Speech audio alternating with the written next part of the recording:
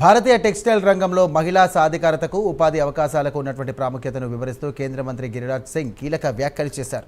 ఆంధ్రప్రదేశ్లోని brand X garments పరిశ్రమను కూడా ఆయన సందర్శించారు. దేశంలో వ్యవసాయ రంగం తర్వాత అత్యధిక మందికి ఉపాధి కల్పిస్తున్నది టెక్స్టైల్ రంగమైనట్టు కూడా తెలియజేశారు. ముఖ్యంగా గార్మెంట్ పరిశ్రమలలో గ్రామీణ మహిళలకు, యువతలకు పెద్ద ఎత్తున కూడా ఉపాధి లభిస్తోందని తెలియజేశారు. తాను సీఎం చంద్రబాబుతో సమావేశమయ్యారని, రాష్ట్రంలో టెక్నికల్ కోసం ఒక ప్రత్యేక పార్కును కూడా ఏర్పాటు చేయాలని కూడా కోరినట్టుగా గిరిరాజ్ సింగ్ వెల్లడించారు. బ్రాండిక్స్ లాంటి సంస్థల వల్ల చుట్టుపక్కల గ్రామాల మహిళల జీవితాల్లో గొప్ప మార్పు వచ్చిందని అన్నారు. ఇది నిజమైన మహిళా సాధికారతకు నిదర్శనం అంటూ ఆయన తెలియజేశారు.